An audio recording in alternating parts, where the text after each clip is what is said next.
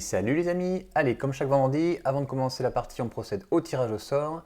Et c'est alors je sais pas comment on prend ça, Gnarly ou Gnarly, qui gagne 2 boosters. Alors comme d'habitude, tu m'envoies tes coordonnées par Messenger et je t'envoie ça directement.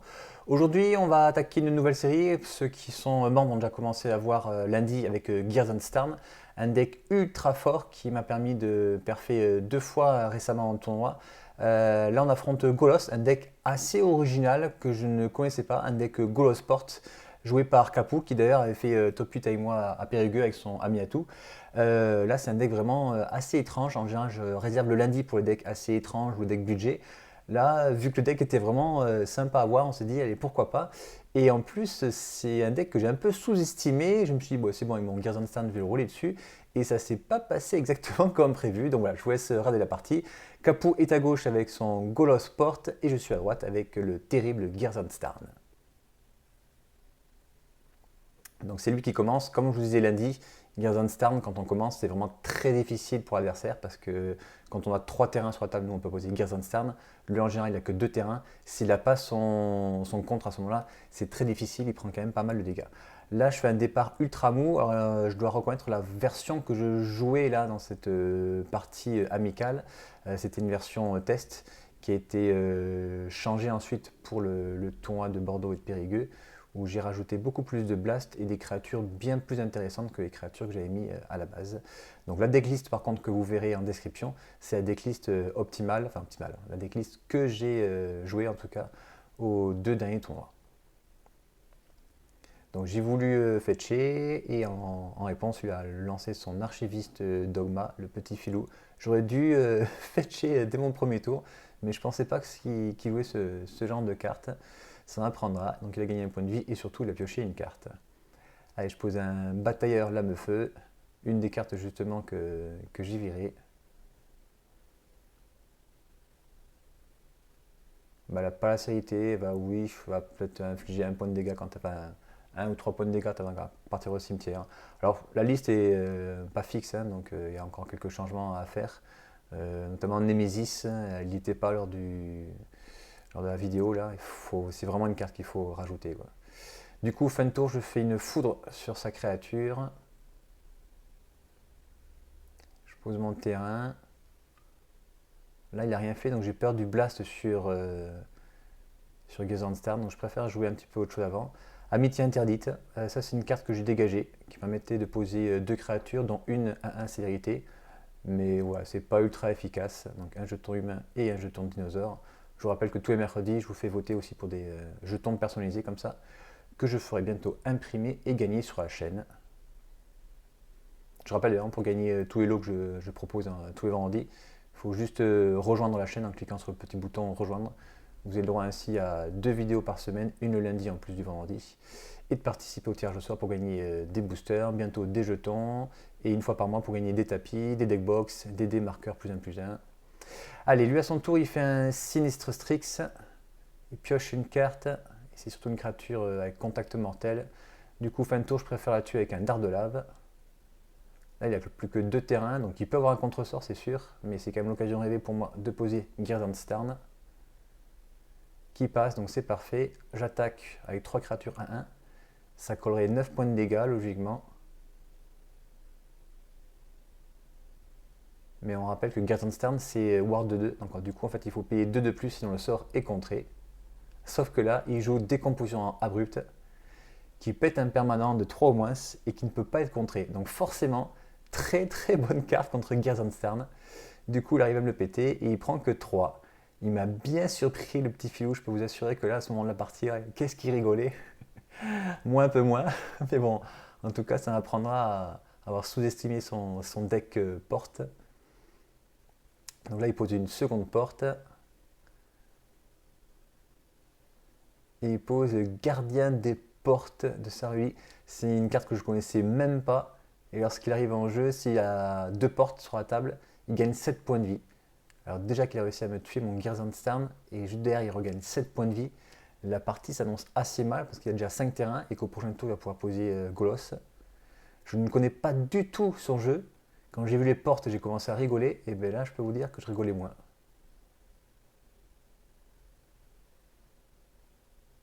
Surtout que je connais Capu, c'est pas forcément un joueur qui joue le deck budget. Donc si joue des portes, c'est pour une bonne raison. Allez, du coup, pour 5, il va lancer Golos. Moi, heureusement, j'ai un contre-sort en main, Hébétude.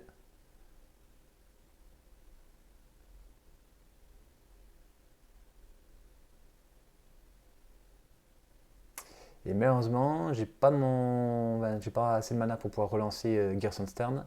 J'ai que des créatures 1-1 sans évasion, donc il n'y a aucun intérêt. Lui, il repose un terrain, il relance Golos.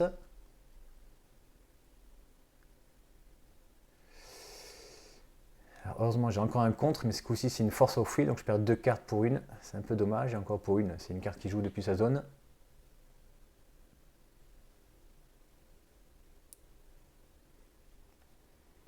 Allez, un quatrième terrain, mais c'est toujours pas suffisant pour relancer Gerson Stern. Un cracheur de brûlure, très très bien en combinaison avec Gerson Stern. Dès qu'elle attaque, elle inflige une blessure, donc du coup 3 avec Gerson.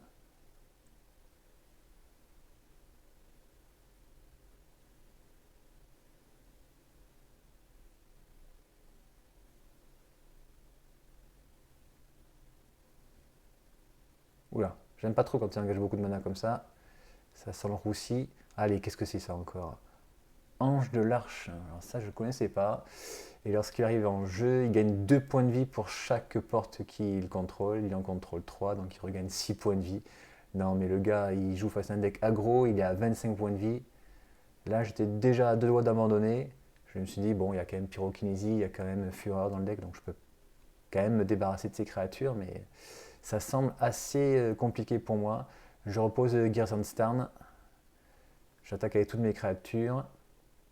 Je suis allé un peu vite d'ailleurs à attaquer et à lui coller 3 directement avec le cracheur de brûlure parce qu'il m'a dit qu'il avait une réponse. Donc voilà, il me le tuait en réponse à la fin d'attaque avec exterminé. Du coup, voilà, on va le refaire passer à 25, on va être honnête. Et du coup, il y a 3 créatures qui vont être bloquées. Alors il réfléchit au bloc. Être bloqué comme ça et bloqué comme ça. Et du coup, hop, il perd que 3. Ces 2 créatures perdent 3, mais elles résistent encore. Et logiquement, voilà, j'ai un dard de lave en main. J'ai essayé de lui tuer une de créature. Voilà, je sacrifie une montagne et je lui colle 3 de plus sur une créature afin de l'achever. Mais malgré tout, je suis pas bien. Il est encore à 22 points de vie. Moi, les parties ne sont pas censées durer aussi longtemps.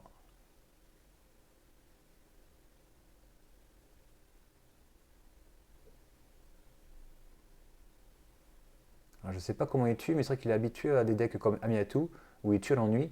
Et là, je peux vous garantir que je galère un petit peu à lui baisser ses points de vie.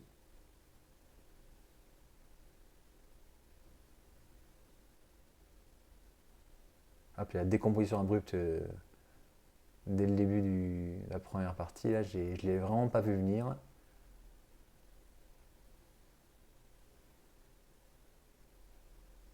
Du coup, je vais faire éclair jumeau, je vais faire un sur la créature et un sur lui, donc du coup 3 et 3. Sauf qu'en réponse, il va jouer vacances de direction, il va me renvoyer mon général dans ma zone de commandement et piocher une carte. Moi, toujours en réponse, je vais lui coller 3 sur sa créature grâce au danger des champs. Danger des champs de pique, je lui colle 3 sur sa créature.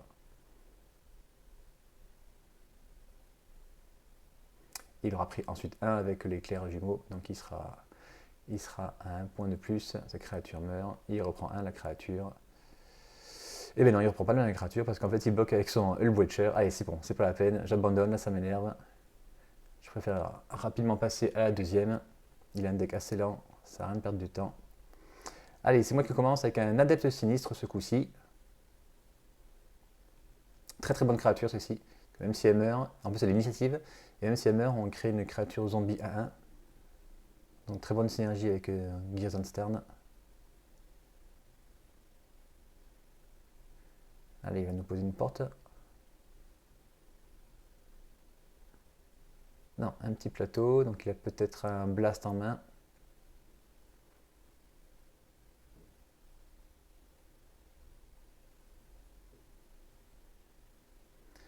On va attaquer.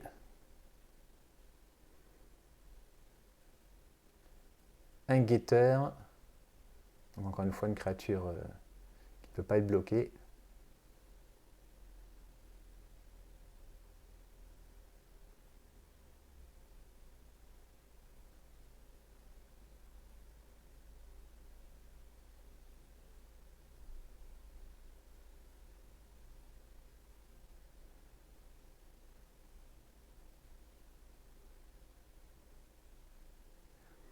Il va y avoir beaucoup de terrain parce qu'il passe beaucoup de temps à savoir quel terrain il pose. Donc je pense qu'il a beaucoup de terrain en main. Il pose une cité d'airain, ça va me faciliter la tâche vu que je suis aggro. Et ensuite il joue une vrille d'effroi sur ma créature qui est imbloquable. Allez, on profite qu'il soit full tap pour pas qu'il de contre. On pose Gersonstarn, il perd 3. Là c'est sûr que je m'attends à un déluge toxique ou une balance ou quelque chose comme ça. Il pose une porte de côté.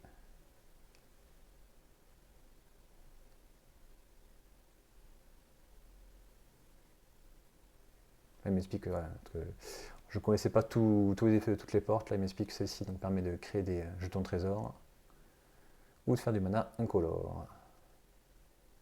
Allez, il repère 1 avec la cité des reins. Qu'est-ce que c'est que ça? Alors, bélier, brise de porte. Ah, je vous dis, il me sort des cartes qu'on n'a jamais vues en général. Donc du coup, elle est 2-2 et plus 1 pour chaque porte qu'il a. Donc là, elle est que 3-3. Voilà pourquoi je pense dès le début, il avait hésité à poser des portes. Mais voilà, les portes ne font pas toutes les couleurs qu'il veut en général. Donc c'est pas évident de jouer ces cartes en début de partie. Du coup, je fais une chain lightning dessus. Hop, il reprend 6. Ah, je vous dis, quand Gersonstarn commence, c'est vraiment très violent. Et encore là, j'ai pas eu une sortie vraiment ultra puissante.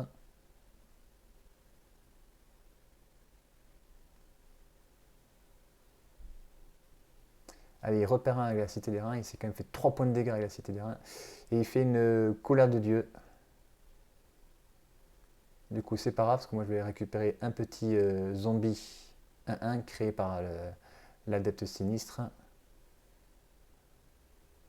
Hop, voilà. Il est pas beau mon jeton zombie armé? Allez, c'est parti, c'est à mon tour. J'avais un 5e terrain en main, donc je n'étais pas trop embêté par par sa brasse. Je repose Gersonstarn, il repère 3, il passe à 4. Sachant que je joue un jeu avec des blasts, c'est pas gagné pour lui. À moins qu'il me refasse encore des trucs qui vont gagner points de vie.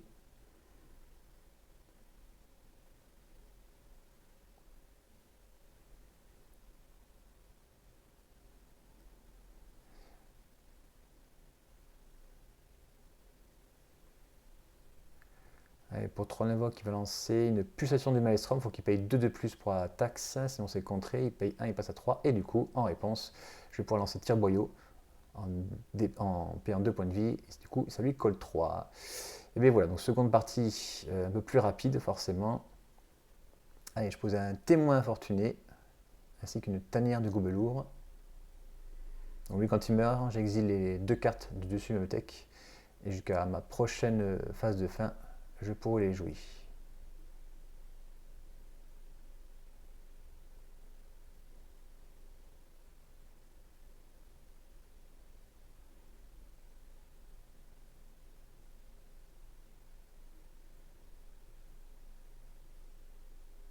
Ça aussi, je l'ai dégagé cette carte. Pas de moyen d'évasion, elle ne vole pas, elle n'a pas un super effet. Je l'ai dégagé dans ma liste finale. Donc j'attaque.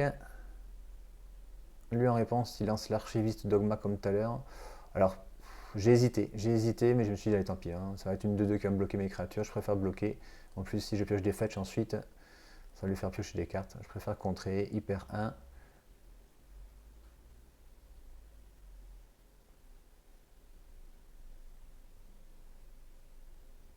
Il fait rien à son tour. Après, c'est un deck contrôle qu'il a. Moi, je pose une montagne. Je vais commencer par lui proposer un bombardement des gobelins.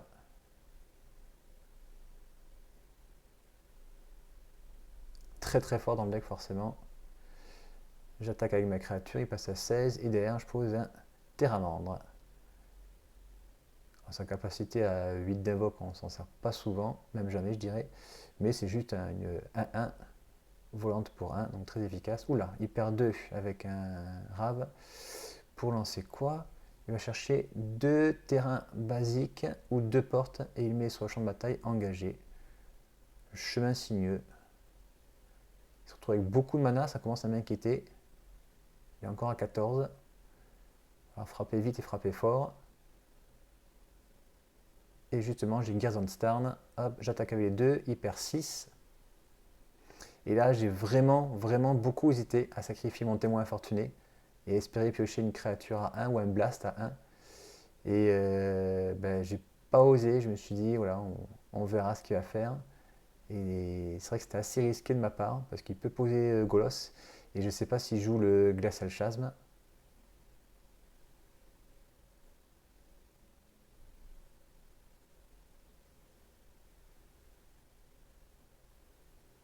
Alors, il joue le Nexus du Destin, il va pouvoir rejoindre un tour derrière. Ouais, il a une porte qui lui fait plus de mana que nécessaire, donc du coup, il peut payer que 6, mais ça ne change rien de toute façon. Il remet le Nexus dans sa bibliothèque, il rejoint un tour, ça va lui permettre d'avoir un autre terrain.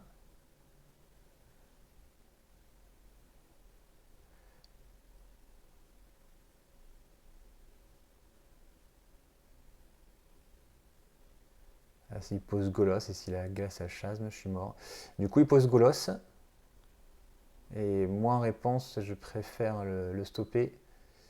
Parce que j'ai trop peur qu'il aille chercher Glacial Chasm. Il a pu prendre de blessures. Du coup, je vais sacrifier d'abord le témoin infortuné et vérifier ce qu'il y a dessus. Donc, il perd 3 avec le bombardement des gobelins. Je pioche 2 cartes, une pyrokinésie et un marin. Oh, le marin, il est flash. Et c'est vrai que j'avais oublié ce coup. On était en partie amicale et c'est un de mes collègues qui est à côté qui m'a dit non, mais attends, tu peux jouer en flash.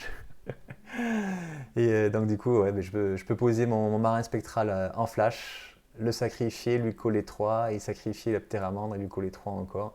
Donc, bon gros coup de chance parce qu'après, il m'a expliqué qu'il pouvait encore gagner des points de vie. Alors, il n'est pas le Glacial Chasm dans l'optique de jeu, mais il avait d'autres cartes qui permettaient de gagner des points de vie.